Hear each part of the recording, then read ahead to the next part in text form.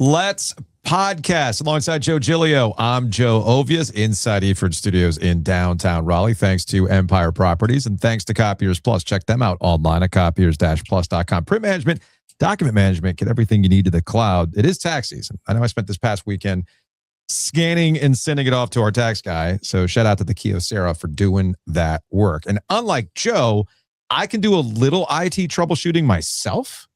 Like for some reason, my MacBook IP address lost with the Kyocera, so it wasn't talking. So I went and I manually put in the IP address to make it talk to the printer and the scanner. Joe would have been out of commission for like a week. But maybe you're more like Joe, you need that IT support because you don't know what you're doing with the technology. Copiers Plus is like, we got you, fam. It's all good. So hit them up, copiers-plus.com. Mark Gottfried going to jump on today's show. I was going to say, I had a double shot of mushroom coffee today. Oh, boy. So my juices flow all the time. Oh, man. Are we? I think my juices flow all the time. Is it going to be one of those shows today? Could be. I was inspired. I got some great texts last night from some of our friends. I got some new theories. Had some quality text time with both Josh Graham and Adam Gold last night. Okay. So I feel like I'm in peak take machine form. They both have like problematic takes about Duke. Hold up. That I had to correct for them, which I'm sure they all enjoyed. Josh Graham, now with Westwood One. Yes. I could see you helping him workshop a take because that's what Josh loves to do. Oh, no, he already unloaded one that Duke, this year's Duke team is better than last year's Duke team. And I'm like, okay, Josh needs to I respect the construction of the take as usual with Josh. But holy shit. No, dude. No, absolutely not. And you said you had a productive text with Adam? I did. I don't believe you. No, I did. I don't believe you. I did. It was about 2010 Duke. What about 2010? I'm trying to advance these things to him. Like that was the universe's marker. Yeah. Because K was old. And Adam, no offense to you, remembers a little bit more than you do. So I was like, K was owed for 86 and 99. Okay. Both. Should have won both. Yeah, we all agreed that 2010 was the one that 2010 is the payback. That's the payback for a lot of things. I said Duke should have won last year. This is now going to be John's payback. Yeah. Then I tried to advance to him the 98 Vols theory and some of the other things because he was on. 2010 is universally viewed as how did this K team win a championship? He was on yesterday and he was talking about like they were like the number one overall seed. Like people were like talking about them like they're the best team in the country, and I'm like, no, they weren't. Do you not remember John Wall and Boogie Cousins? And then he had big Joe Ovies energy when I pointed out bracket luck. He's like, well, why didn't they just win? If Kentucky was so good, why didn't they win? And I was like, that is true. That's where Adam and I will align. But I think Adam is misremembering some of 2010.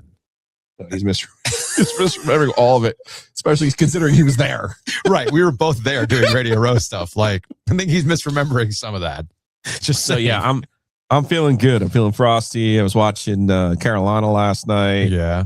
And, you know, the biggest insult that I can give a player or a team is this. And I saw it in real time going on last night.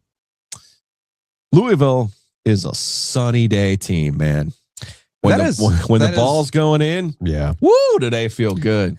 That is a much more polite way of putting it than two of the texts that I received from people around the Louisville basketball program who watch them on a consistent basis where they kept using the word soft. Hey, girl. Yeah. Break up with them. Like, hey, girl. Yeah. What's up? Yeah. I know it's late, but I knew you'd pick it up. Sunny fucking day team, man. Yeah. They get out early. Everything's falling. Smith Center's a little bit quiet. They felt good. That was, you could feel it in the plums. Then all of a sudden, Carolina's like, no, wait a second. If we go to the basket, they don't really have that much size to bother us. No. We could score. Dude. And sure as shit, they took control of that game. Building came alive. I thought the game was important for Carolina in this context. 40-24 in the paint. Yeah. Last night for Carolina. I thought the game was important for Carolina in this context. You go back, and Zayden High was the one who brought this up. Okay. After they lost to State. A lot of Carolina fans, even some of the State fans that I know were like, hey, I mean, you can't be that excited. You beat Carolina without Caleb Wilson and Henry Russell. I get that. But Zayden High was the one who said, we knew what this game was going to be, and we didn't match their intensity and their energy. Yeah. Straight up. Yeah. And I think since halftime of the Syracuse game, North Carolina has started to understand the assignment. It doesn't matter who plays. Obviously, it helps to have Vesser back in these two games. You got to play a certain way. But you have to play a certain way to win. I thought Seth Trimble did that last night.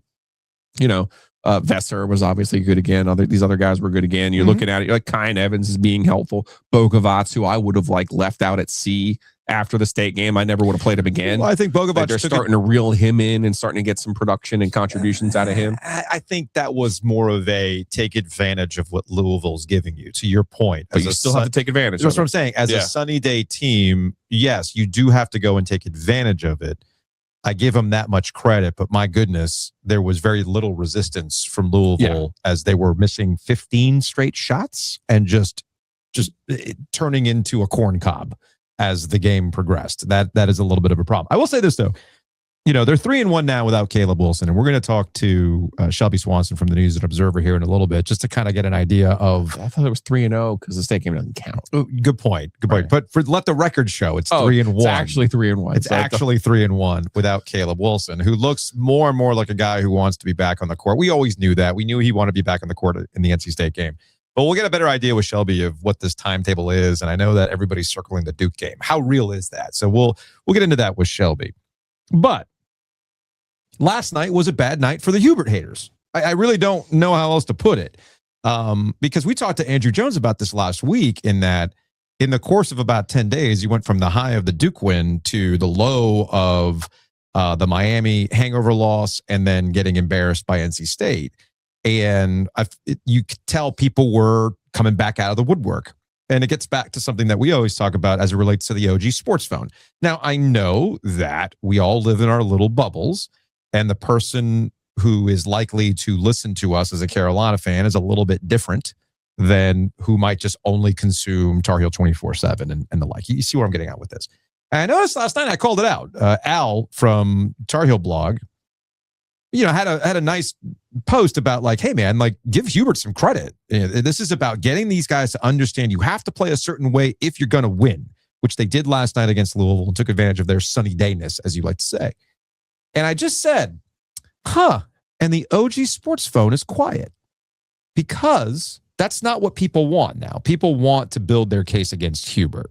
Okay. God, I wish there was a way to have an accurate poll of where the majority of Carolina fans were on Hubert. I don't think there is, unfortunately. Yeah. There's just no way to get an accurate read on how people feel about this. The one thing I can say with extreme accuracy is that those who are inclined to not want Hubert Davis to be the head coach at North Carolina are going to use every opportunity they can to make that point.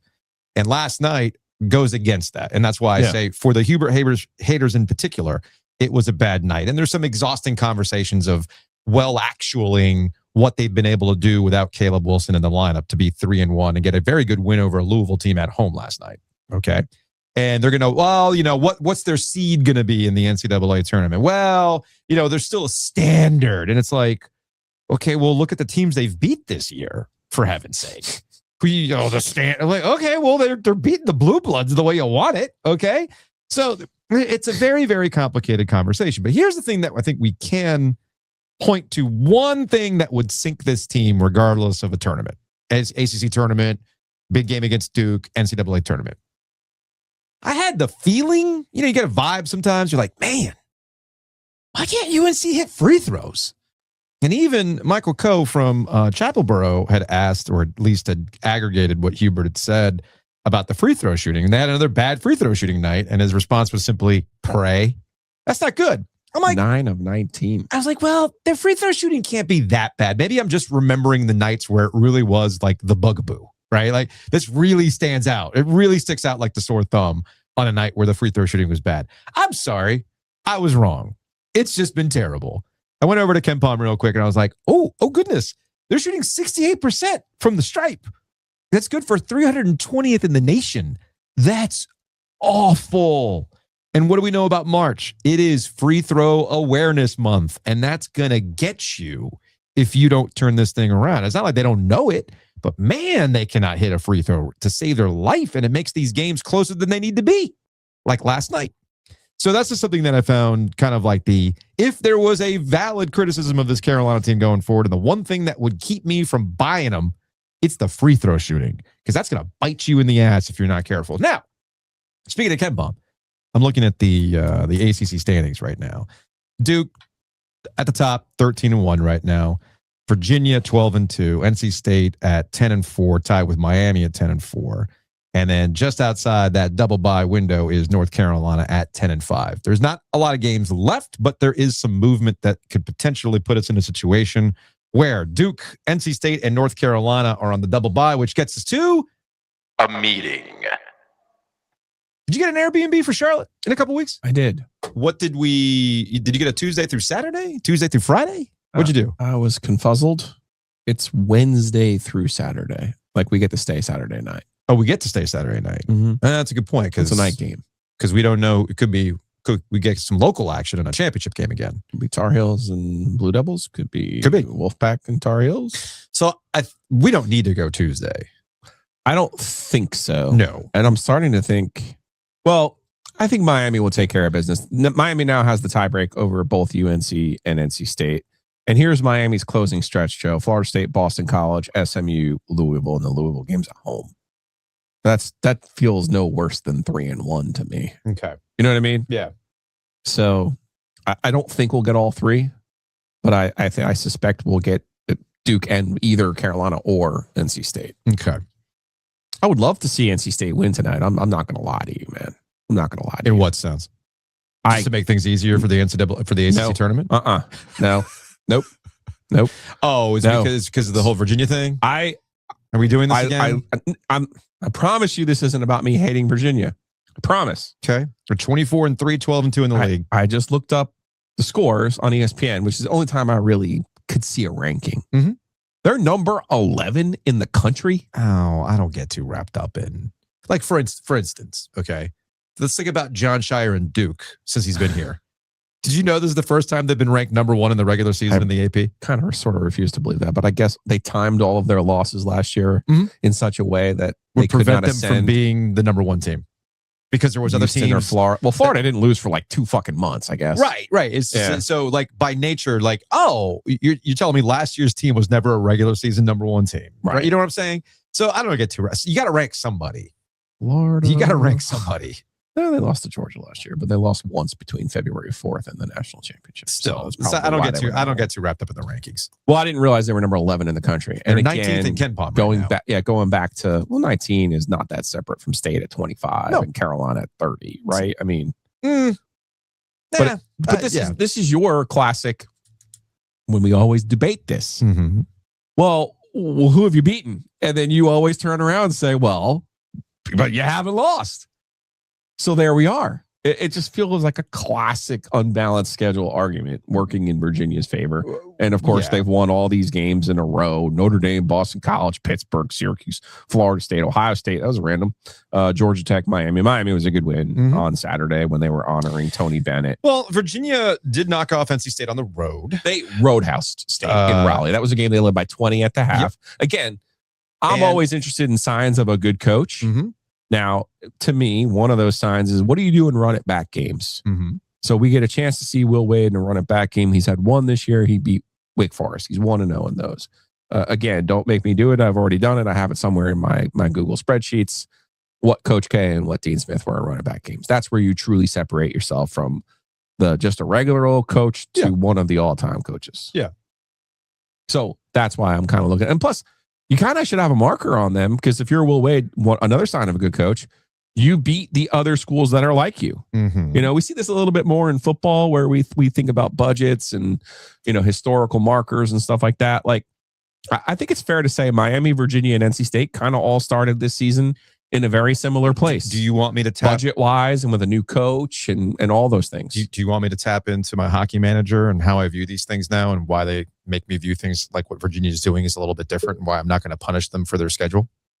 I mean, you can, but I was saying, like, Will Wade's now 0-2 against his fellow first-year coaches. And look at Ryan Odom against light competition. He's taking care of business. I mean, yes, they did lose to North Carolina at home. But we recognize that they were leading for most of that game. Yes, and we recognize that North Carolina is a good team. They lost in a triple overtime game to Virginia Tech earlier in the year, back at the end of December. New Year's Eve. We'll know more about this squad. Virginia, I didn't realize we were suddenly going to be talking about Virginia here. That's fine. With NC State and Duke coming down the line. If they take care of business against NC State tonight in what you like to say a run it back game, it's very similar to how I've talked about this with Shane, Jacob's coach, and the kind of teams that we've played this year as a 14U squad, thanks to my hockey rankings.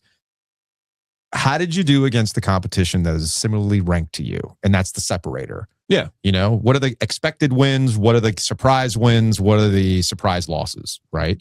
And you look at what I looked at more than anything else is expected or like. And if you're really doing well in the expected or like, that's a sign to me that you are a good team. You are handling your business. There's not variance. There's not the, what the hell are you doing here, man? I mean, if you wanted to get back to the Hubert Davis thing, there is that aspect to Hubert Davis and a valid criticism for Hubert Davis in that, yes, you've got wins over Kentucky and Kansas and Louisville and Duke. But you also have this stretch of games where you lost to SMU, Stanford, and Cal, and you also got roadhouse by NC State, right? So there's those types of things in there, and there's the variance that goes along with it. Yeah. So there's all sorts of ways you can look at it. And I'm never, and this is my own thing, I am never going to punish a team for handling business against the schedule that's in front of them. You get all worked up about these schedules in front of you, and you get all like, I don't know, it's like it's like a special interest of yours where you get more yayas out over like, you know, your schedule and how you did against it. Well, what the fuck good does that do you if you schedule hard and you lose all your games? It's Tom Izzo, man. Okay, so it's the same thing here with like getting back to the youth hockey thing. But they don't control their ACC schedule. They've never controlled their ACC schedule. It's out of their control. Right. All you can control is you got a weak schedule. You handled your business. Yes. Okay. They've played 4 games against like teams, to your point. Texas 32, State 25, Louisville 17, Carolina 30 in Ken Palm. Yeah, it's just, and they're 3-1 in those games. It's a weird kink of yours that I'll never understand as it relates to the schedule. And that, like, as we saw in the NFL this year, sometimes it's not a true measure of who you are. If you're beating up on teams who you're supposed to beat up on, and then you play teams, to your point, who are in your group. That's where I'm talking about. That's what I'm focused on with Virginia. And they're 3-1 in those games. That's a sign that they're doing pretty damn well. I would love for them to play more of those games. That's what I'm getting at. Well, you can only do so much about the schedule, but now we got the opportunity here. We got 2 coming up. Oh, and look at that. Well, one of them's home, and then they go to 2 Duke on Saturday. Just, I don't know. Sometimes you get so locked in with your stupid Virginia takes that I think you lose a little bit of clarity on this. They are not stupid. They're stupid. Next level. They are stupid. I'm just straight up telling you they are stupid. Joining us on the Heister Automotive Group hotline from the News and Observer, she is Shelby Swanson. Shelby, what up? Hey, pretty good win last night for the Tar Heels. Also, a lot of just exciting UNC royalty in the house, if you will. So, I mean, I think we have a lot to talk about. Looking forward to getting into it. You said it was a good night for UNC. It was a bad night for the Hubert haters, though. It was looking like they were going to have a wonderful evening early on, but then I guess Louisville thought, oh, if we're not going to make shots, I guess we're just not going to play basketball. We're just going to make things really easy for Carolina to get to the rim. And Seth Trimble had a hell of a night with 30 points. I thought it was interesting, both the conversation Seth Trimble had with Adam Lucas on the radio broadcast, and I'm sure he talked about it with you all after the game, that he admitted that maybe he wasn't fully prepared to process having his iconic moment in a Duke Carolina game, and that it lingered for a little too long. And he's finally feeling like himself again after about a half a basketball at Syracuse and certainly the full game against Louisville. Yeah, I mean, you're 100% correct there. He didn't talk as much, at least when I was speaking with him, about the after effects of the shot specifically. But he had said that these past few games, you know, I haven't really felt like myself, and I'm not sure why. And the thing that stuck out the most to me wasn't as much him admitting that, which is still important, but the fact that his teammates and Coach Davis talked about how just openly they held him accountable for that. That's something that I think is really a difference between this team and the makeup and player-led, you know, kind of leadership versus last year's team. I think that guys were too scared really to stand up and say anything to RJ. And that's not, you know, a knock on RJ Davis at all. He's a super nice guy, but more so, I think there was less of just player-led accountability all around. And hey, this is our guy. We're going to listen to him. Whereas, I mean,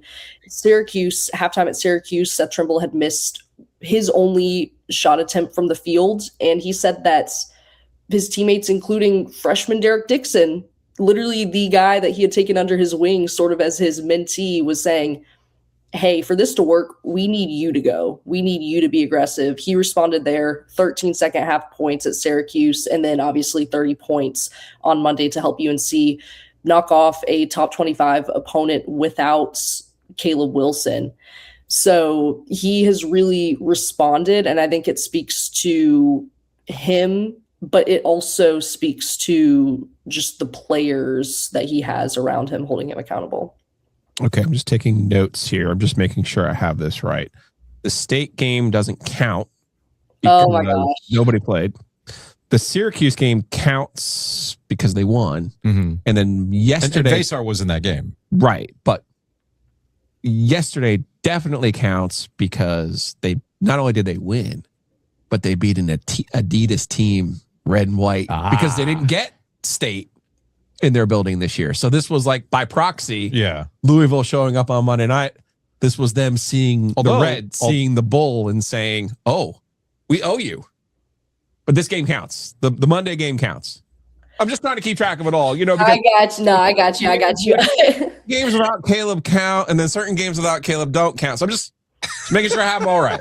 I think one thing too that it's important to note is that having Henry Vasar back really has helped over these last two games. And now he said that he hasn't felt 100% himself. And I think you saw that with just the combined 5 rebounds over the course of the last 2 games. He said that that was, quote, unacceptable as a 7-footer. So again, just holding himself accountable to that. And he's also just really important too in terms of spacing, even if he's not, dropping 20 or something like that, and just his rim protection and all that. All he had to do, Shelby, was stand there, and Louisville was like, we want nothing to do with that. Literally. So I mean, that makes a big difference, right? But also, I think that the state game was important, and I think it mattered and it counted to the team, because it sounds like they had, and I think we've texted a little bit about this, Joe, but they had a pretty good come to heart moment, after that in the locker room. Caleb Wilson getting in front of the guys, telling them, hey, this is unacceptable. We got to be better. And I think that game, talking to the players, they recognize we got beat. We got smacked. And sometimes it takes a loss like that, even if it's without your 2 best players, even if it, quote unquote, doesn't count maybe to some folks in the family, to recognize. Back in my prime, Shelby. You got to step up. Back in my prime. I'm no longer in my prime. You're in your prime. Okay. Back in my prime, though. She's not in her prime yet. She got another 10 years till she gets. She's like beginning this. Yeah, We're in the Shelby era. We're on now. We're sunsetting. We're past our prime. She's about to hit. Yeah, exactly. We're in Shelby She era. got time though. Right now. Shelby era is about to begin. Yeah, I was like, if I'm in my prime at 22, like that's what I'm saying. Good point. You don't want to peak at 22. My point is, when I was in my 20s and I was full of energy and sarcasm, and I was doing this blog thing, the old 850, the blog, I would have taken everything that you were saying about that NC State game and all the come to Jesus stuff that was happening with Caleb Wilson, and I would write the headline, NC State fixed UNC's season.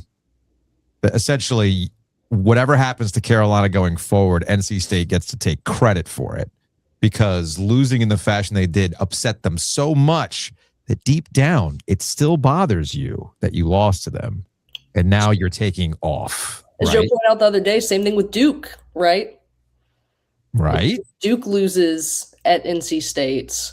Oh, well, they can thank them. Yeah, it's a historical marker. That's okay. That's okay. My bad. The universe speaking through Giglio about how if John Shire wants to win a national championship this year, he has to lose on Monday. I don't make the rules, man. No, but it is one of these things that it's not lost on me. Oh, again, that's me being a complete troll on the old 850 the blog when I was young and I cared about these things. But now I look at this and I go, Hubert is probably looking at this team going, guys, I tried to tell you, you have to play a certain way. Everybody has to play a certain way if you expect to win. And you didn't do that against NC State. And what did it get you? It got you embarrassed. Now, are you listening? And I think last night, Vasar stuff, Caleb Wilson stuff aside, you're noticing that everybody is doing their part. Yes, Seth Trimble gets the headline because he gets the 30 points, but there's a lot of individuals you can point to, like Zayden High, who continues to be this energy guy that they feed off of, right? Nobody had that on their bingo card coming out of the NC State game, even though we had some flashes in that game, but that's carried over and that's helped them out, right? Stevenson has had some good minutes. And I think that's what Hubert's really trying to do. To borrow a phrase from our guy Tim Healy yesterday, everybody's got to be pulling on the rope, man. Otherwise, you ain't getting through. And I think that's what last night, and you can overcome things like free throw shooting. You can overcome some other stats that look wonky in a win, as long as everybody's pulling on the same rope to get through. Yeah, no, 100%. I mean, Jaron Stevenson, he stepped up. He didn't have a great performance at Syracuse, but seemed a little bit back to his, normal self on Monday. Double-digit scoring for, Luka Bogovac and Henry Vasar. Luka has also seemed to just find his stride after just really, up and down season so far. But his, of course, it helps when Louisville's not really giving you any resistance too. So there's that. Right. But just his decisiveness, his confidence still, I think, needs to improve a little bit just in transition, some of his decision making there in the open court. But overall, just in the half court looks a lot more confident. Derek Dixon, who has really been struggling with his shot over this recent stretch, hit a couple of timely threes. And then Zayden Hyde, to his credit, has continued to be impactful, even with Henry Vasar returning, which I think a lot of people would have anticipated. All right, Henry's back, and back to the bench you go. But he's provided a ton of energy, hustle, just diving on. There was a moment in the Syracuse game and in the game on Monday where he just poked the ball out from the man he was guarding, just jumped on it, dove on it, as kind of silly as it looked, and maybe the Looney Tunes like kind of sequence that it produced. It really fired his team up. And I think some of the edge that he's played with has gotten to guys like Jaron Stevenson. They're playing a lot more physically with a lot more edge. And a lot of that's too, I think you can kind of point back to the effectiveness of Seth Trimble's play. And if he's being aggressive and if he's attacking off screens and downhill as he's supposed to, as he's been instructed and implored by Hubert to do, talk to Coach Davis, talk to his teammates. They say that makes everything else go because the defense collapses. He can kick it out to guys like Stevenson for pretty easy threes, easy dump offs, right, for Henry Vasar. And so that's kind of the message that his teammate and especially Coach Davis have preached to him. Coach Davis saying that at Syracuse, right, on Saturday, he sort of pulled Seth to the side and said, look, this doesn't work without you. This whole thing doesn't work without you. So you can be a little more selfish, and we need you to. And another thing I think to mention too, just his defense on Mikael Brown and Ryan Conwell on the other ends. Obviously, both of them, I think, ended up having 20-something points, but they were a combined 16 of 44 for the night. I mean, it wasn't the 47 he dropped on State. That's for sure. Right. So I mean, super inefficient and frustrated them for long stretches. It wasn't until I want to say. And I'll try and find in the box score, but about maybe 9 or 8 minutes remaining in the second half that Brown had his first bucket of the second half. And it was this 3-pointer. He kind of, threw his arms up like that, like, oh my gosh, finally. So, they're going to get their points, but that said, really frustrating them, disrupting them, and causing them to take a whole lot of shots to get theirs. Before we get to my personal favorite theory about how North Carolina can win the national championship, they showed Caleb Wilson on the bench last night. Now, I'm going to be perfectly honest with you right now. I know this was the 90s, but I broke a bone in my hand 3 different times playing high school football. 3 different times. I'm surprised you remember that. I do remember that. Okay. But here's why. Because at the end of the football season, I had a hard cast. I bring all this up because of the cast or whatever bandaging is going on with Caleb Wilson. Okay. So before I get into my own personal anecdote here, Shelby, do we know anything about the nature of his recovery? Did they have surgery on him, or are they just letting it heal? Yeah. So on that, he did not have surgery. Okay. Just that's what his family told me. And then everything that you guys have seen about, I think it was maybe ESPN had reported it. I'm trying to keep track. Yeah, last night you said during the telecast that they thought he would try to play against Duke at Duke. Yes. Okay. And that's also my knowledge of the situation. I think I kind of wrote it more or less like anecdotally in a follow story from the Pittsburgh game that I was standing by the court with. It was actually, it was me, Jim Phillips, and Bubba Cunningham, and Caleb came by, and Bubba sort of gave him a, hey man, what the heck, just kind of joking with him about the cast. And he said, no, I'm gonna be back for the Duke game. Okay. Which again, I'm not going to take that as gospel because it's a one-off interaction, but it seems in line too with his recovery timeline and everything I'm hearing. So it wouldn't shock. And again, that's not a guaranteed he will be back for the Duke game, but knowing this kid, knowing how much that game means to him, the rivalry matchup, I think he's doing everything possible to target that as his return. So I say all this because it looks like he's wearing a sock on his wrist. I'm like, what is this recovery? Like, Carolina, your wonderful hospital saved my wife's life. So I know you guys know what you're doing. But like, I'm watching this guy with like a mesh sock on his wrist and he's like clapping like this. And I'm like, okay, never mind. I'm not going to try to solve. I will tell you this though. Here's a little story for you. Okay, I'm ready. I broke the bone in I broke my fourth finger and I had a cast on my right hand. So I had to try out for the basketball team with my left hand. But of course, when you're righty and you have all this stuff on your wrist, they're old hard casts, which I don't even know if they make them anymore. I don't think they do. Have like a wrap inside of them. Mm-hmm. Well, I was such a fidgeter and OCD, ADHD that I pulled like all of them out. All the gauze wrapping. So this is after like 4 weeks. It's supposed to be an 8-week recovery. I go to the doctor and the doctor's like, hey, remember when I told you not to fuck with the cast? And I was like, yeah. I'm like, I've been good. He's like, no, we're going to have to take this cast off of you. And I said, oh, okay, fine. And I go, not thinking what this is going to happen next. This is 1992. They had to re-break the bone to set it. 1992 was not a Shelby 2025-26. Let me think of the young man's feelings. It was a set, and I screamed like a baby. That's the most, I can still feel it. That was the most pain I've ever been in my life. They did not give me a shot. They gave me no anesthesia, like no numbing. It was a, I told you not to fiddle with that cast. And that's your consequence. And here comes the consequences. Here are your consequences. I mean, you could hear it and he popped it and then he wrapped it. And I was like, okay. And sure enough, I never touched it again. It was a long way of me saying, man, where's this going? Yeah. I'm watching the sock on this guy's hand going, what recovery is involved here? Like, so it's like a different break, but it's gotta be, right? Just like, but I saw him clapping. Where's this guy? I saw him clapping. And I was like, man, that's why I thought maybe there was a surgery. All I learned, because if you had a surgery, then there's no, there's a little bit more of a quicker timetable. All I'm learning from this, Shelby, is that Joe has a long history of doing what he wants to do and then going, why did this happen to me? Right.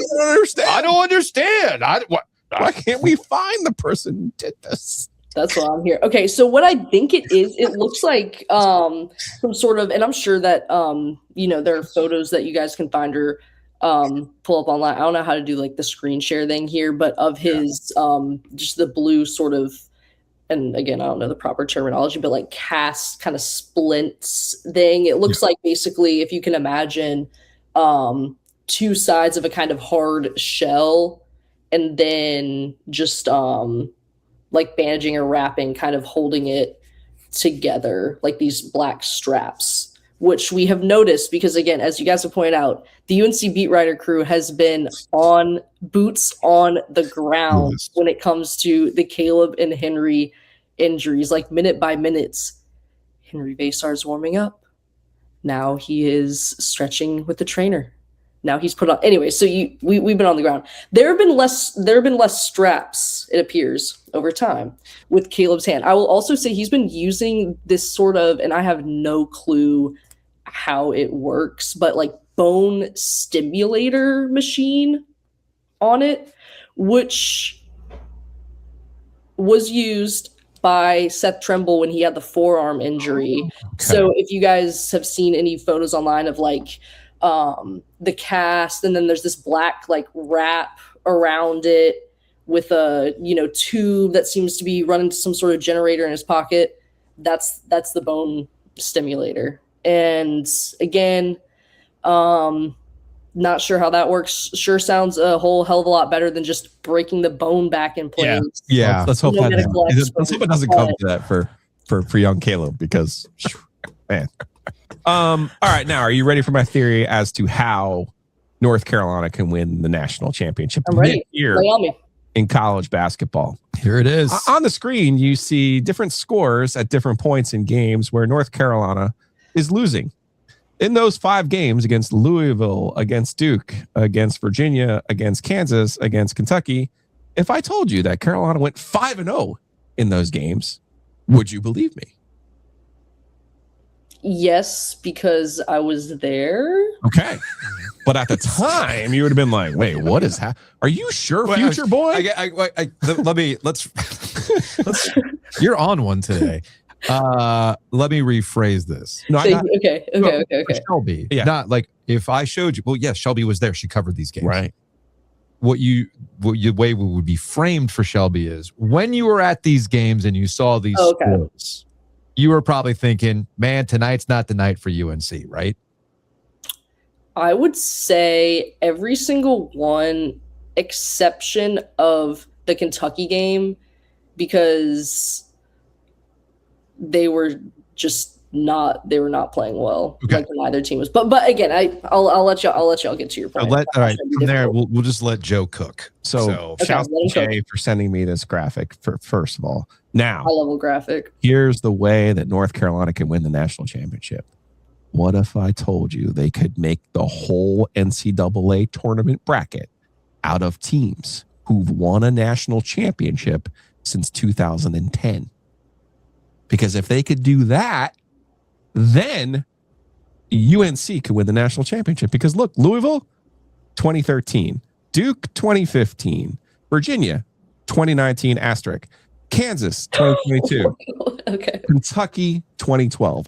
These are all national champions. Why the asterisk? 2010. Yeah, and I'm not getting involved with the thing. It's Joe continues to be on one about Virginia and that national championship, which is stupid. But So whatever. what if they made the whole bracket out of brand name national I champions? like how you qualified at 2010 because it doesn't explain the NC State loss. So right. it has to Right. be qualified 2010. That past national Those championships. they don't count. 2010 Like and on. Indiana and NC State, you don't want them around. You don't want them. You don't want UCLA, you probably don't want them around. You don't want either. the old 80s blue bloods. If you No, will. You don't no. want that. You want the modern ones. Those new Put ones. UConn in there. Put UConn in there. Put They got UConn in two of there. them, See yeah. what happens. Right? Put Florida in there. Let's see what happens. You might want to slow What down. say it? I know. Two national championships, man. your He's built up criteria. some credit. Baylor. Yeah, put them on there. Give me some of them Baylors. I guess what Joe's getting at here is that Carolina's had a knack for knocking off these teams this year with Hubert Davis. So based on that alone, Yeah, you probably please- want to see teams like that in the NCAA tournament. right? Please, no teams from California. None from the state of California. Don't do that. Yeah, Just if any expansion ACC teams that's right. SMU. Forget it. lost to SMU, Any of the Randy Cal, Woodson All and Stars. Stanford. Not on the I was going to list. say, it's got to be Randy Woodson All-Stars because Syracuse, Louisville, etc. Shelby Swanson, News and Observer. We appreciate the time as always in putting up with Giglio's random ass stuff today. He's on one today. Thank you, Shelby. You know what? It's part of coming on the pod. You got to expect it. And guys, before I leave, really quick shout out to one of my mom's former students, Brooks. He just hit a game winner in the Chapel Hill Rec League 7-8 division, 3-pointer over 2 defenders for the win. And Buckets. he said that now I have to write up the game story for the News and Observer. So I got work to get to. You should go get to it. Onions. All right, Shelby. Bye. All right, bye. Housekeeping is brought to you by Inovana. You can check them out online at inovana.com. If you have mess inside your mansion or trash in your cabana, get it clean with Inovana. Got the secret stash? Head on over to the OG.shop. Again, that's the OG.shop. Mikey P dropped the Forever Grateful collection this week. You've got the main one that has Forever Grateful with 5 dancing characters. Right. And then you get your more specific ones. If you want the tie-dye wolf, if you want the tie-dye Tar Heel, like all that kind of stuff, it's all there. Go to the OG.shop. Again, that's the OG.shop. Head on over to oviesgiglio.com where you'll find 2 things. You'll find Patrick Stevens' bracketology. He updated for today. Seeded territory, if you will. We're going to add some graphics and all that kind of fun stuff this week. And you can also click on the OG Light Bracket Night. That's taking place on March 16th at Longleaf Swine.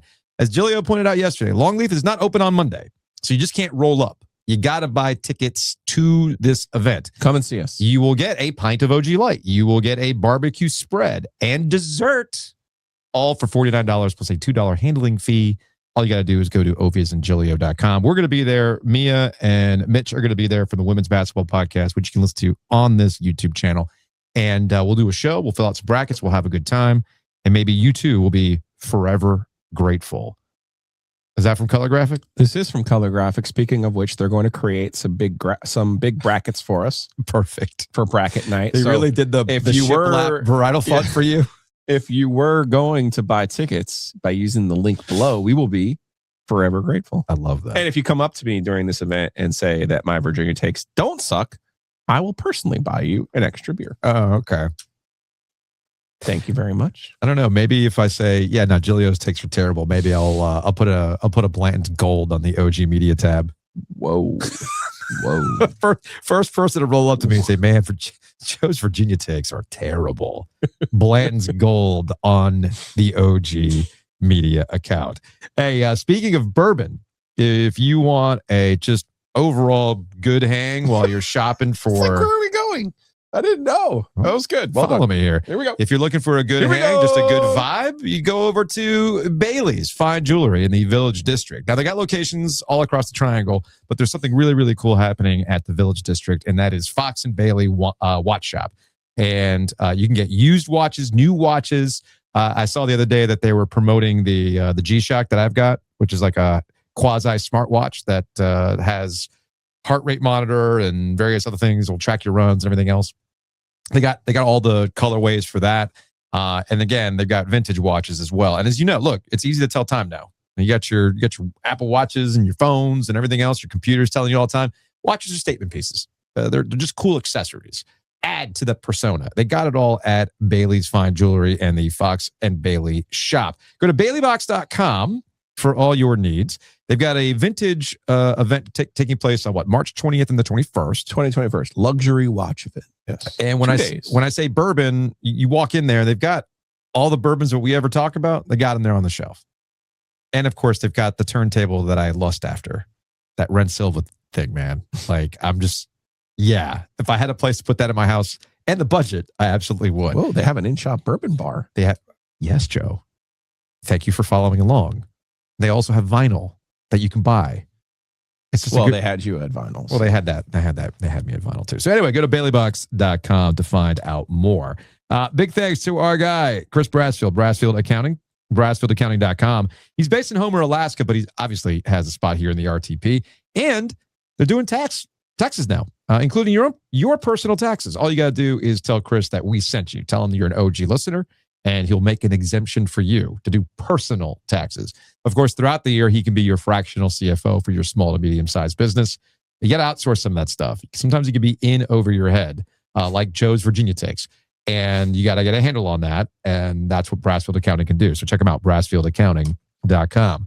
Speaking of Duke and NC State, we'll have another After Dark on Monday night where John Shire is going to throw the game so he can guarantee a national championship in Indianapolis later this year. I'm not saying I would recommend it, but hey, just there's saying. a historical precedent. Hit up Bloomin' Blinds, 919-980-9815. Bloomin, blinds.com is the website. But call them directly. Call Chris and the crew at 919-980-9815. 10 or more window treatments are going to get 10% off. And, of course, Two Roosters, tworoosters.com. Hockey's back on Thursday. Slavin is back. Hey, man, against the Lightning. And the Slavin Sunday's always there for you. Playoff-like preview. Ooh, careful now. You might rekindle an argument with Adam. Not a constructive conversation at all. Go to tworoosters.com. Lovers Month is wrapping up, so it's your last opportunity to get things like the peanut butter lovers and the chocolate lovers. But the Slavin Sunday is always there for you, much like he is defensively. So go to tworoosters.com to find out more.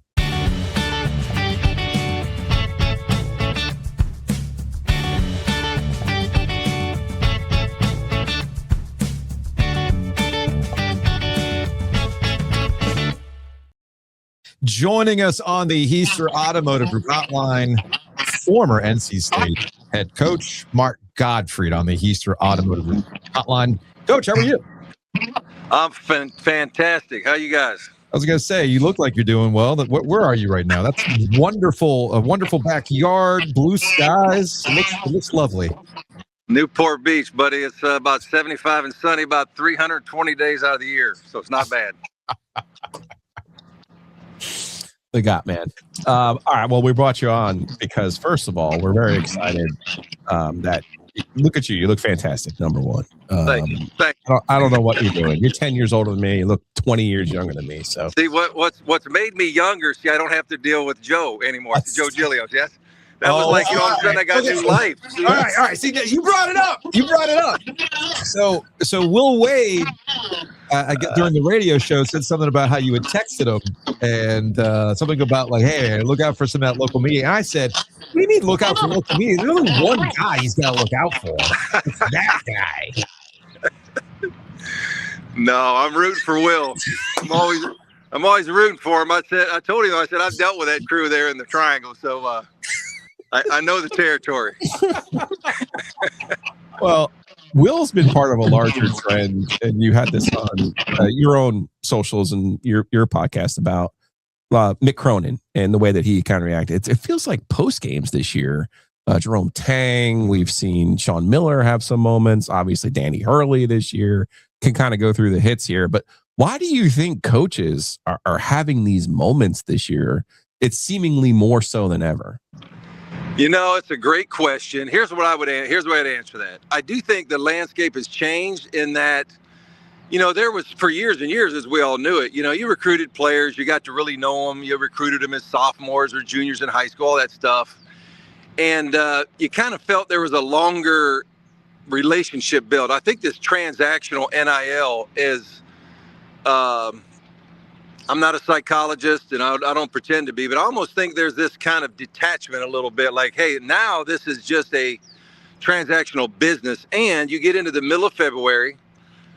This was always the case that this is the time of year when coaches start to, you know, there's a lot of angst. You're trying to get in the tournament. You're trying to get better seeds. Some guys are in trouble a little bit if their job's, you know, maybe in question. But I just think the frustration, to me, it looks like it's boiling over with a lot of guys, not everybody, but I think that has something to do with it. I just think the guys that have did this before under one kind of umbrella and now they're under another one, I just think it's a little bit different. Is part of this like not knowing any of the rules? You know, we've seen a lot of these G League transactions, including at your alma mater with Bediako. Like, do you think just kind of the unsettling kind of nature for these coaches and players too? It's not just the coaches. You know, I do think there is frustration because I think the NCAA has, I think they've dropped the ball so many times. And I used to sit in those meetings at the NABC with our board of directors. And, you know, I'd be in there with Mark Emmert and all the guys. And, you know, in my view, they just missed it. And so we all knew this was coming at some point. And what happened is, you know, the top just blew off. And I don't think any coaches, for the most part, are frustrated with the fact that players can make money. I think they should. I think most coaches have felt that way for a long time. But I do think right now there is it's like the shifting sand. You don't really know what you're standing on as far as what you can and can't do. We're at a place now where coaches are dealing with agents. It's almost every day. And agents are trying to leverage their players for the next school because they can leave in the portal. Be no different if you're in the NBA and nobody had contracts and your agent would, you never rest. You're always working for the next job, the next payday, the next school. So I do think a lot of that is starting to kind of wear on some coaches, I think, at times. Do you find a distinction between European players that come over to play college basketball and G League guys who were never drafted, like what happened at Alabama? Do you see a distinction in that? So here's my take on that. And I've talked to Greg Byrne, their AD, and I've texted a lot with Nate. I think they tried, to win an argument, but I don't think they equate at all. So I'm not buying the whole European thing. And the reason why is the European players, they don't have an educational, they don't have educational teams. In other words, there's no high school basketball. There's no college basketball. So if you're 13, 14, 15 years old and you're a good player, you're signed by a club team. And those club teams are basically the pro teams that have basically like a junior league. It'd be like the Lakers that had a program all the way down to 12 and 13, 14-year-old players. So that's the only thing they have. Here's the difference with Charles Bediako, in my view, and the European players is once a European player, Omir Yurtsevin, who I had, and some others at NC State, and we've all seen the European guys come over. That's the first time they enter into the NCAA. They enter into college. Just like the high school kids here, they enter into college. At that point, they become under the rules of the NCAA, which means that if you forego your eligibility, you're done. And so, to me, I don't think those two equate at all. I didn't buy that argument. And, I think at the end of the day, they got it right on this one. There's also the impact of some of these players that they've tried to bring back from the D League and whether or not they're affecting winning basketball. So far, I haven't really seen a correlation of trying to bring a guy like this back and getting something out of it. Am I wrong on that? No, I think you're right. But I think if they open it up, you will see some guys that maybe, left early and, it's not panning out for them in the NBA. They want to come back. And the truth of the matter is they're going to get paid more in college through NIL and through this revenue share than they're going to get in the G League or anywhere else. They're going to make more money, and they know that, and the agents know that. So the landing spot is college basketball because right now you can negotiate $1 million, $2 million contract for a guy that's just, somewhat better than average. Yeah. And so if I'm an agent, hell yeah, I want my guy to go back to college and make more money there because if I'm an agent, I make more money too in my percentage. So I don't think we've seen the impact just yet. But here's what you have to remember too, and I think this is important for people to understand. And again, I was on our board of directors at the NABC, our coaches association, and this probably was 8 or 10 years ago. And we pushed Calipari, Bill Self, Tom Izzo. We were all in the room, and we pushed and said, "Look, guys, we don't want kids to make a mistake. So therefore, let's give them every chance to not make the mistake." So now they can go to the pre-draft camp in Chicago, paid for by the NBA. They can go visit teams, paid for by the teams. They can fly to Boston, LA, Chicago, work out. They can talk to agents. They can talk to GMs. Like, we pushed for all that because we were trying our best to say guys shouldn't make a blind decision just based on what, somebody's telling them. And the NCAA went along with that. They passed all that. So the player today, the college guy, he's got every possible opportunity to hopefully either go in the draft or come back to college. But if they make the decision to forego that eligibility and leave, I think then the door becomes closed. And that's just the way I see it. Also, it's college. You're supposed to leave college at some point. I know a lot of us want to go back to the beer-soaked, womb that was our time in college, but you got to grow up at some point. You really want to be the 25-year-old in college campus? Nah, at some point you got to move on, man. Well, that's the whole other question that I have is, and I talk to guys all the time, all my buddies in coaching, is how in the heck are guys staying eligible? I mean, if you just enrolled at North Carolina State, you're not an athlete, just enrolled, and you left there the next year and went to Virginia, and the next year you went to Syracuse, the next you went to UCLA. How in the world does that person ever stay eligible or even graduate, for God's sake? There's no chance. So this whole thing right now is upside down, and hopefully they can get it under control. In spite of all of these issues, we're having an amazing college basketball season, including the games on Saturday. And before we take a trip down memory lane about Duke, I was curious, what was your take on the Duke Michigan game from DC on Saturday?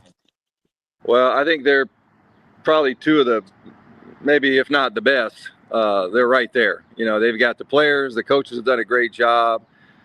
Michigan, to me, is the best team. I watched them too many times this year. And the big kid that transferred from UCLA, I think, helps them inside and changes their game. But big-time basketball. This is the best time of year for basketball for games like that. When you get the Duke-Michigan game or whatever it may be, this is it. We're in it right now, and it's a lot of fun to watch. The popcorn was popping, to use a Gottmanism, on Saturday. The lights were on. The stage was set. I thought Michigan played a little tight on Saturday, to be perfectly honest with you. They did. But at the end of the day, I think when you look at their body of work, if the season ended today, to me, I think they're the best team. And so we'll see. Let's actually go back to a Gottism, the tough neighborhood, right? Let's go back to the tough neighborhood. And when you talked about the tough neighborhood, Roy Williams was at North Carolina. Hall of Famer. A little bit different. Mike Krzyzewski, an all-timer over at Duke. Hall of Famer. Another Hall of Famer, right? Different. And that made a lot of sense. How do you, now that you're, all the way out there from California, how are you viewing the neighborhood now in 2026? Well, it's still a tough neighborhood, and there is no neighborhood like that one in the country. And I think when you live there, you don't take it for granted, but you don't realize how all three programs. You're talking about national championships, and NC State has two, and so it is. The expectations are high, and I don't think there's anywhere where the proximity is that close. I used to talk with, Brad Brunell and Brian Gregory and Jim Larinaga. We would laugh about it because sometimes the media there in Raleigh, I don't know if there was this crazy guy that might even be on the show, but sometimes they would bring up my record versus the neighborhood. And the other coaches in the league would laugh. We'd laugh together later because they're like, all of our records aren't very good against the neighborhood, but because the proximity of NC State is so close, you're constantly right in that mix. It just makes it difficult. It makes it hard, but it's part of the turf. You know that when you take the job, it's not a secret. And it was a little different. I'm not downplaying John Shire and Hubert, but even to recruit against Roy and Mike was a handful. And because kids, and parents, those two programs had been near the top for a long, long, long time. And then with Duke in particular, something that Joe and I talk about all the time, I don't think people appreciate the money behind Duke right now. Do people have a grasp on that, of what's going on over in Durham right now? I'm not sure about that, but here's what I will say. I've told some other people. I don't know about all that. There we go. I don't know about all that. I mean, but look, I'm being upfront about it. All this stuff is public. I mean, they clearly have corporate backing. They have figured out a way to incorporate their corporate backing in with what is available to do now with recruits, and they're kind of a machine right now. It's impressive to watch. I'll put it even clearer for Mark. Okay. Right now, off the top of our head, we all know what Kentucky's budget is, right? $20 million. We've heard it a million times already. Yeah. We never, and so what's held against Kentucky is, well, you spent all this money and you're like a 500 team and you're barely going to make the tournament. We know Carolina's budget. We know Carolina's budget. We don't know Duke's budget. That's the greatest trick the devil has pulled, is they're spending more money than anybody, and we don't know it because they don't talk about it. So, and now, of course, being 25-2 helps, right? But I'm telling you, there's something to it. You're backing down over there. I'm a little disappointed in you right now. I'm going to take MFG out of the phone and just put Mark Gottfried in the phone. I mean, am I talking MFG or am I talking to fucking Mark Gottfried? What is this?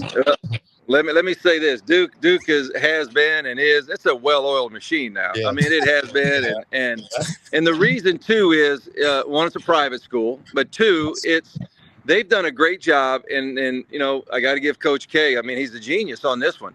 His assistants. The camp basically is tight. That's a tight group of former players. Mm-hmm. And it's always been that way. And, with what, Mike built and the tradition and the success he had, which was amazing, That thing is just rolling. It's rolling still. And I was getting ready to say too with John Shire, when you guys, I hope people understand this too. And I know John just a little bit. We're not great friends at all. But when you take over, ask Kalen DeBoer this question: how difficult it is when you walk in behind a person like that and the job he's done already. Mm-hmm. To me is it's just amazing for a guy who was never a head coach. Keep that in mind too. Mm-hmm. And so the machine over there is rolling. There ain't no doubt about it. They've got they're not going to be outbid in the revenue share or NIL by anybody. Not by anybody. It's not going to happen. So that thing is rolling. But he is also, in my view, doing an unbelievable job. All right, now let's go back to 2015. I don't know if you would give John Shire a butt slap or not, but I don't think we've ever done a full autopsy on this. You beat Duke 87-75. They're 14-0. They come to your building. I got the box score in front of me. My all-time Scott Wood, close your ears. My all-time favorite Wolfpack player, Trevor Lacey, scores 21 in that game. My financial advisor, Ralston Turner, scores 16 in that game. You beat him going away. Two of my favorite players, your Alabama guys. And you shake hands with Mike. He's kind of giving you a little bit of a brush by, and you give him the butt slap. What exactly was going through your brain at that one? I think I was just fired up. I should have gave Joe Giglio a few butt slaps along the way myself. But I think we were just excited. You wanted a full-on face slap a couple of times now. Come on. We got better tonight. I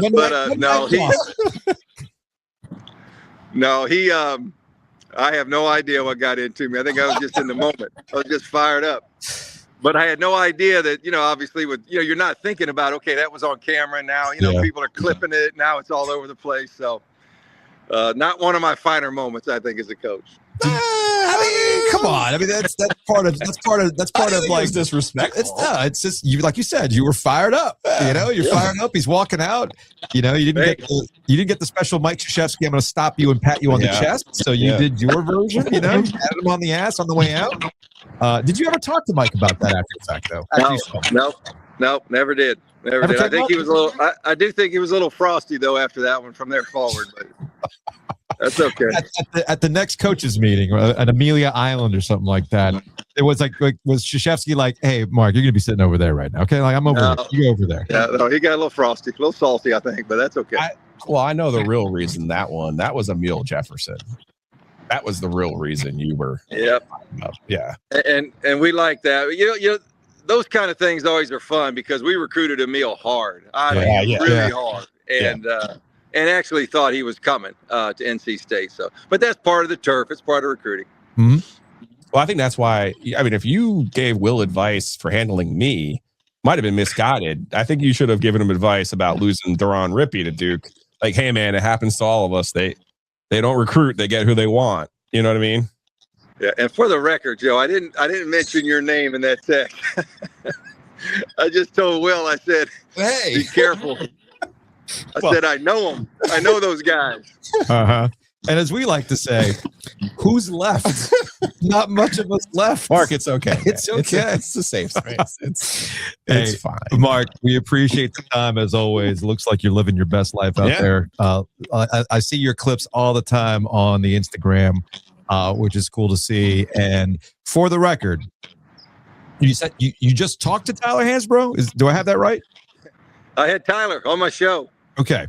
Did you play pickleball against him or you just talked about pickleball? No, but if I did, I'd probably wear shoulder pads and a helmet because of the way he plays and smashes the ball all around. But they got a good group there back in Raleigh that play a lot. What is it in pickleball? You got what? Dinkers and dunkers, right? Do I have that right?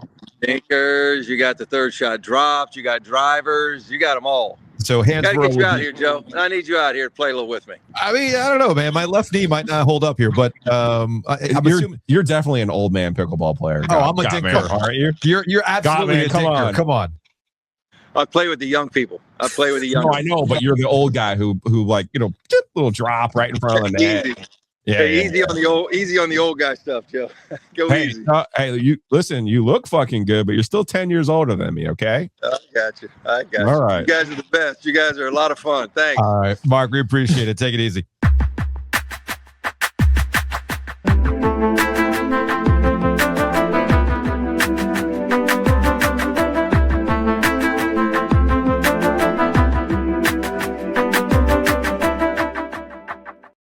Yeah, I feel like I don't know, seeing Mark Gottfried's backdrop.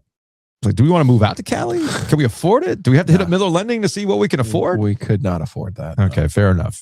How about we focus here locally, refinancing, making sure that your financial situation is the right one and not doing something that you'll regret, like paying closing costs on a refinance to get a slightly lower rate that will be obsolete in about 6 months. This is where the math is not math. Typically, people keep a mortgage for about 4 years. Any number of reasons why you would need to refinance. Consolidation of debt, home remodel, use the equity. Any number of reasons. On average, it takes about 4 years to start thinking about that refinance. If you pay closing costs, it takes on average to break even on that 8 years. 4, 8. See where the math's not mathing? That's why you got to contact Miller Lending and see if it's right for you. So contact them today, millerlending.com, 919-447-3377. Take that thing to close. You will get a Butcher's Market gift basket that Gordon will be the first to tell you is not cheap. So refinance, get that Butcher's Market gift basket.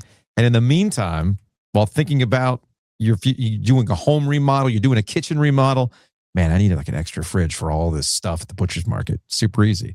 Check them out online at thebutchersmarkets.com. We'll even send you a Roback when you take that thing to close. Big shouts to Roback, roback.com. Use that promo code OG20. The game day collections are out. March Madness is right around the corner. And I'm going to take you to the North Carolina and the NC State Roback collections right now. Mm-hmm. Right now, NC State dropped some new Brickyard stuff. The Brickyard polo is money. The polo is new, yeah. The polo is new. The quarter zip, I know you've had that. And of course, you've got some hoodies and the Ready hoodie and quarter zips and everything else there. I would also point out that they've got great North Carolina stuff as well. The football stripe on the zip. You'll see it. So where's the football? Oh yeah, with the Argyle. That's good. That's actually kind of cool. I like that. So that is all at Roback. So use that promo code. It'll go a long way to saving you money at roback.com. So again, use that promo code OG20. Again, that's OG20. And of course, our guy, Matt Davis at State Farm, speaking of saving money, he's going to save you money on home and auto. And shout out to the people who have reached out to Matt Davis over the last couple of weeks to get a reassessment on their home and auto insurance. But it goes beyond that with Matt Davis. It also goes to financial planning as well. You got some long-term goals, maybe a second house, whatever it might be. You're looking to retire early. Hey, Matt Davis can help you out with that. So hit him up, insuregarner.com. That's 919-779-8277, insuregarner.com.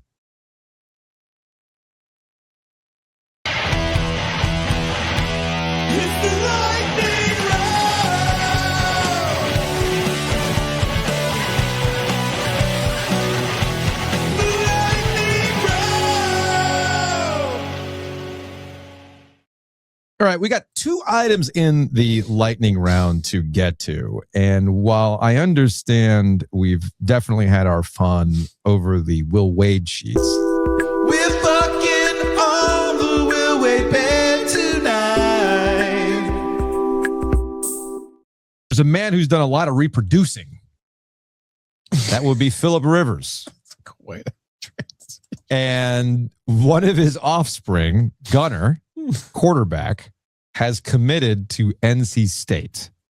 Joe, I don't know if we're prepared for this. I feel like the Will Wade sheets are actually foreplay for what is about to unfold with NC State fans and Gunnar Rivers and the fantasy fiction that they are about to create. I present to you on the OG Sports Phone text line from a 919, Crazy Theory 101. Dave wants to coach one more season before he retires since CJ Bailey is returning. So he coaches this year, then passes the helm to Philip Rivers, and he can coach his son a la Dion. Hey, man, I can dream, right? Now, look. We are officially out of the Dave Doran speculation business. That's a great idea for us. Yes. I said this to you last year when we did our OG year in review, when we talked about the year that was Dave Doran and the cycle of Dave Doran and all that kind of stuff. I made 2 football promises. Football promise number 1 was, we're just going to talk about North Carolina football like a normal ass team with a coach who's, we don't know if they're going to be good or not, but we're going to talk about them as a normal ass team. Okay. I like that. Yeah. And the other thing, I'm on board. And the other thing that we're going to do is, because really with Bill Belichick, the novelty's gone. Like the curiosity, rubbernecking aspect of this is all gone. Yeah. So now you're just going to have to judge Carolina football without the novelty and say, hey, is this good or not? Straight up, hard stop, no shenanigans. The other promise I made to the audience is that we are out of the Dave Doran speculation business. We are not going to go week in, week out wondering, what does this mean? Because I think we can all expect yet another very Dave Doran season for NC State. Seems about right. And we'll just do the cycle of Dave Doran once again and go from there. So if y'all are going to speculate about Dave Doran because of Gunnar Rivers and Phillip Rivers, that's on you. It ain't coming from us. To be very clear. I want to make that abundantly clear. We are out. But you, if you want to have, speaking of bone machines, if you want that to stimulate the bone machine, like we talked about with Shelby earlier and why I was not making jokes, well, now we are here. Okay? Now, you know what I found the most interesting? And I heard is like, I say the ghost of Steve Logan as he's dead. He's not. Steve Logan is still very much with us. Shoot, let me get this spreadsheet up. I know where this is going. Do you know what got me to laugh hysterically? And Steve Logan, like Kool-Aid man, busting down this studio door. And for those who don't know, Steve Logan, former ECU head football coach, used to do radio with Steve Logan. He used to come into the studio all the time with me and Adam. He would do an hour of radio and it would go unhinged from here and there. And one of Steve's favorite stories, speaking of Mack Brown, who was back in the building last night, one of his favorite stories was little old Steve Logan would find some 2-star guy, some 3-star guy in a tobacco shack in the eastern part of North Carolina. Nobody knew who this guy was. Steve Logan found him, which meant Mack Brown would take an interest. So then Mack would flip the guy. Oh, Steve found some diamond in the rough. Perfect. 2-star guy? Got it. I come in, I woo him, get him to recruit to North Carolina. And that suddenly the 2 or 3-star guy would become a 4 or 5-star guy.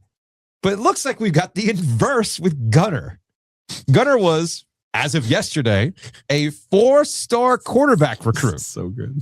He was a 4-star quarterback recruit committing to NC State.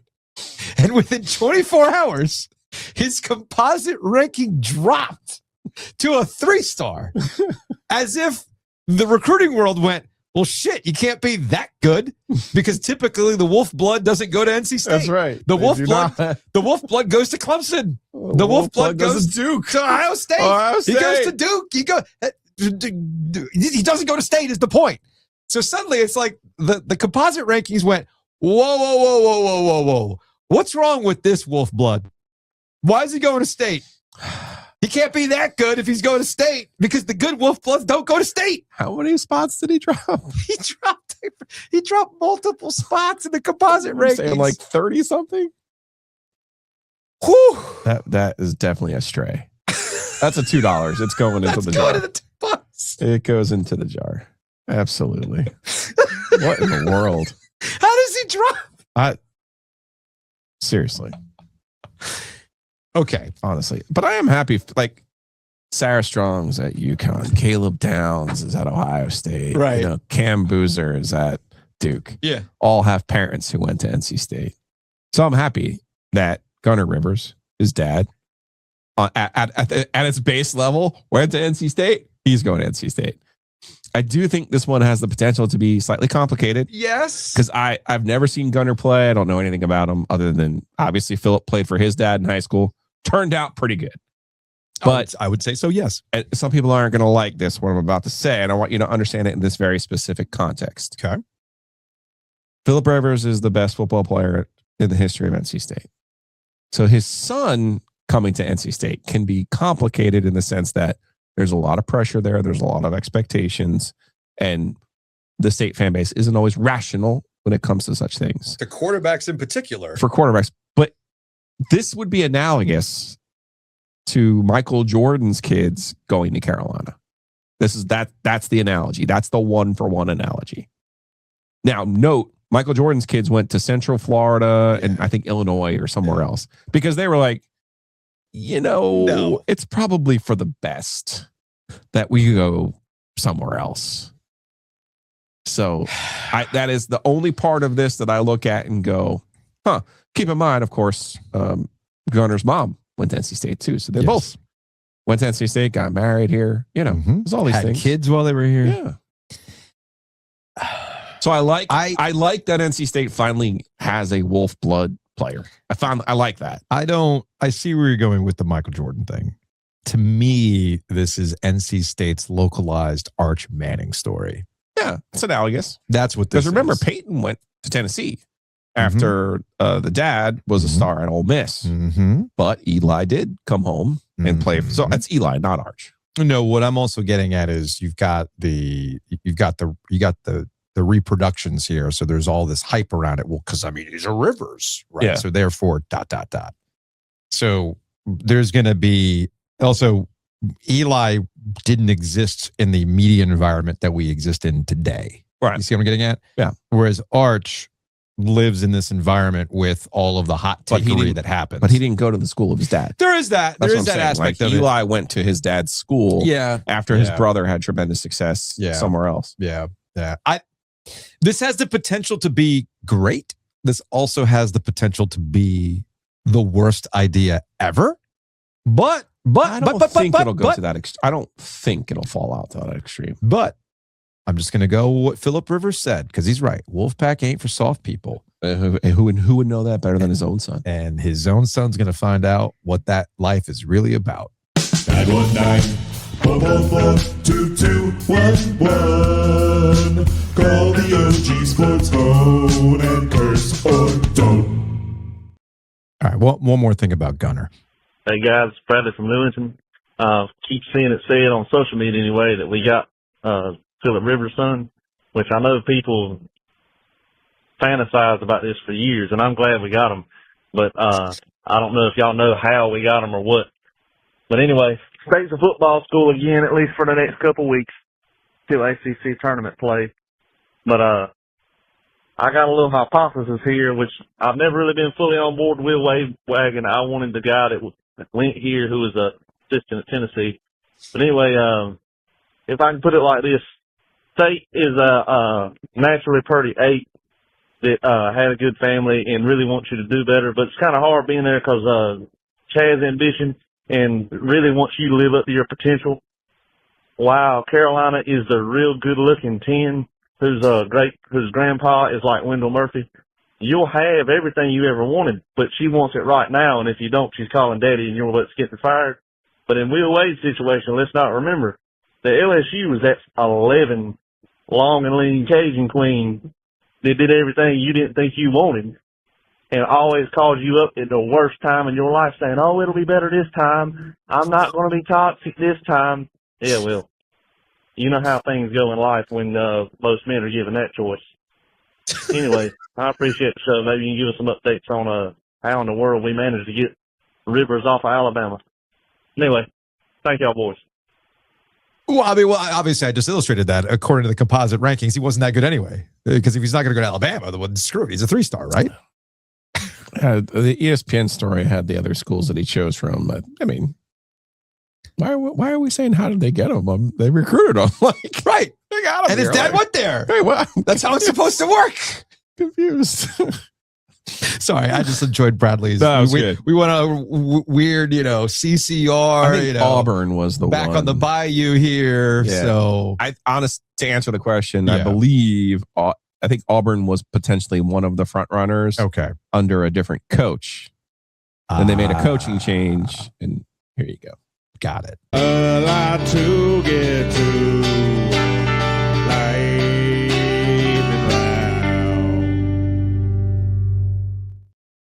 All right, the other item in the lightning round is related to television. Follow me here.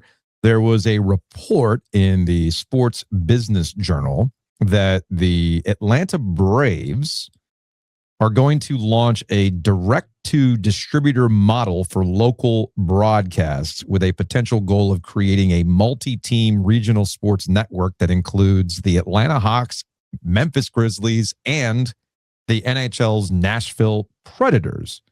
This was announced. That was the report earlier in the week. It was announced today that the Braves are launching their own over-the-top, direct-to-consumer, direct-to-distributor service called BravesVision. Okay. But lost in the announcement for BravesVision were the additional teams like the Atlanta Hawks, the Grizzlies, or the Nashville Predators. That's not to say it's off the table.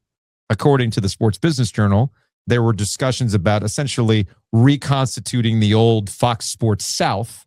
I was going to say, there's a team I'm not hearing you include here. So I want to get to that. And you're probably wondering, wait a minute, what is direct to distributor? This is the first I'm hearing of I've heard of direct to consumer. I know that you can knock out your carriage agreements with Comcast or Hulu, YouTube TV. What is direct to distributor? Well, this would be that the Braves produce the broadcast and then others can decide to pick it up. Lost in this story, because everybody was consumed with the streaming aspect of it and the multi-team, is that they've partnered with Gray Media, I should say, to take some of these games over the air. You're probably wondering, why does Gray Media sound familiar? Well, Gray Media is the home of Raycom. Raycom is who produces the CW games for the ACC. I didn't know that. Okay. So Gray Media owns terrestrial television stations in Charlotte and in Greenville. They do not own a television station here in Raleigh. However, because of the Raycom affiliation, because of the CW games and that broadcast, that's not to say that Gray Media properties can't show up over the air here, like your ACC basketball games or your sub-licensed ACC football games. See what I'm getting at? Mm-hmm. So keep that in mind. Now, to what you just said, I see the Grizz, I see the Hawks, I see the Preds, I don't see the Hornets, and I don't see the Canes. Very good observation. That's not to say that is as these talks progress, there isn't something to discuss between the Carolina Hurricanes and the Atlanta Braves. One thing that Luke DeCock would always tell me when we talked about these television things is that a big reason why the Carolina Hurricanes stuck it out with the RSNs for as long as they did is because they kind of took their cues from the Atlanta Braves. You know, Fox Sports South was essentially floated by, and Fox Sports Carolinas as a subset of that, but Fox Sports South, period, really was sustained by the Atlanta Braves. Yeah. And as long as the Braves are doing well and the regional sports network was cooking along, well, then the Canes were going to be fine. So I am going to connect the dots here and assume that this mindset still exists with the Braves and the Carolina Hurricanes, and to an extent, the Hornets. Now, this requires a little bit of other context as to where we're at. We talked about this on OG Business a lot. I know we've talked about this a little bit on the main podcast, but the group that currently owns your FanDuel Sports Network, or before that, Bally Sports Network, they're going away. They filed for bankruptcy, these regional sports networks under the FanDuel brand. They're going away at the end of the season. Baseball is already going off in its own direction. I know that Rob Manfred, the commissioner for Major League Baseball, would prefer to centralize the television rights, all the local rights, and then they can sell that wholesale to ESPN for their app or whatever it is, right? But they're not all teams are obligated to do that. The Braves still control what they want to do with their television rights. And the Braves, knowing their market, shout out to TBS back in the day, they know what they are. They know their command of the region, and they know they could probably do it on their own. And I can see the vision of making it a bundle of teams to make this sports network even more lucrative in the long run. So just something to keep an eye on with the Braves and this BravesVision announcement. I think it's interesting what they're trying to do. And I can see it working. And I can also see all games starting back up again at 7:05. Can't wait for that. Some people will get that joke. You know how I feel about that. Some people will get that joke of a 7:05 start. Can they, BravesVision, can they get Paul Bettany to be the play-by-play voice? Look at That you. would be Look amazing. at you. Look at you tapping into your Marvel cinematic universe, right? That would be amazing. One of the gemstones and things like that. No, I think honestly, if you're the Canes, I'm just speculating here. It is, and knowing what you would know about Tom Dundon, it would make a hell of a lot more sense to try to partner with what the Braves are doing for your next iteration of direct to consumer, direct to distributor. And if there's an over the air component to this, there's any number of TV stations here that would be happy to do it. Now, the question is, because of the gray media angle to it, would it go to the CW station or would it go to our old employer? How did Raycom become gray media? That's a longer conversation Okay. for another day. Like, Is it named for somebody? Gray? Yeah, Oh, okay. I think so. If I remember, if Wes Durham is listening to this, he's probably screaming the guy's name at this point. Yeah. But yes, and I believe, if I'm not mistaken, Swafford's kid is part of Gray Communications, Gray Media. Okay. So that's all there. So you want to know what happened to Raycom? It still lives on Right. as Gray Media. So that's where we're at with that. Interesting. And then wouldn't that be like a full circle moment? Kane's getting broadcast by Raycom. Would be. Full circle moment for all involved. It would be something to see. Anyway, something to keep an eye on. I'll probably talk about it a little bit more on OG Business. I just saw that in the last 24 hours and I thought it was interesting. And guess we'll go from there.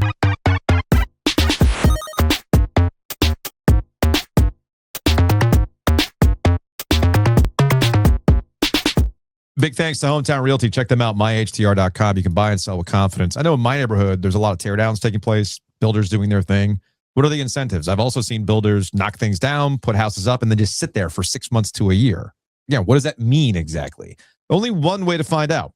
Call our friends at Hometown Realty. Check them out online at myhtr.com. Again, that's myhtr.com. Big thanks to Mosquito Authority and Pest Authority. They handle my quarterly pest treatments. They handle my outdoor stuff with Mosquito Authority, and you can bundle and save with bugsbite.com. Again, that's bugsbite.com. So one thing about the mosquitoes that sometimes you feel like, well, maybe this isn't enough. Well, they got things for that too. They got misting systems that you can set up in your back patio. That's kind of cool, right? So moisture barriers for the inside of your house. It goes beyond just the quarterly treatments and the pest treatments. We're talking like full one-stop shop for all your critter needs. So hit them up at bugsbite.com.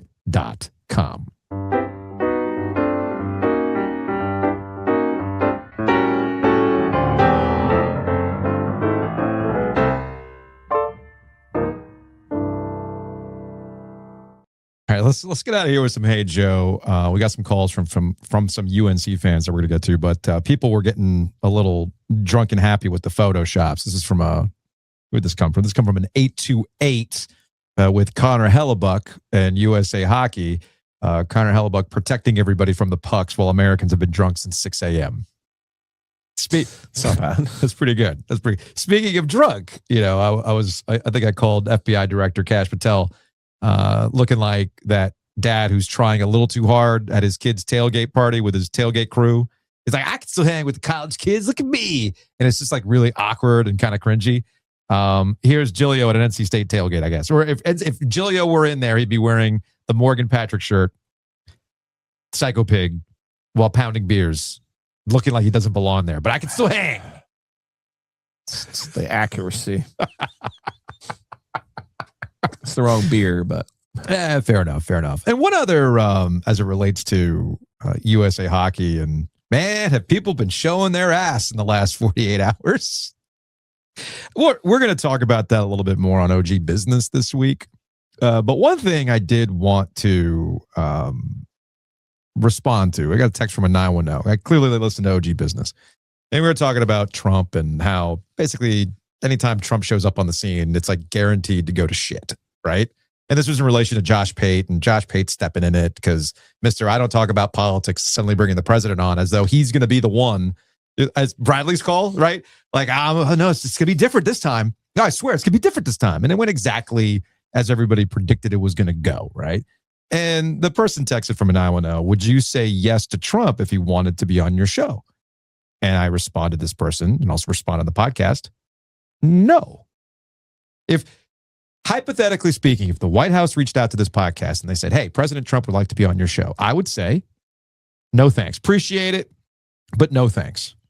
And you're kind of laughing at me, but I'm being serious. no, I know that. If this were 2016, I would be inclined to say yes. But it's not 2016. It's been 10 years. We know the deal. We know what this is about. And there's not a single damn thing that's going to happen on this podcast that's going to be different than any other podcast appearance. And I don't want the shit. You see where I'm going with this? Yeah. So the answer to that is definitively No. And I know that might break some people's brains, but again, I ask you, in all of these appearances, what exactly is being accomplished? He's not answering your questions. He's going to talk about whatever the fuck he wants to talk about. And then you come off looking like an asshole to a lot of people.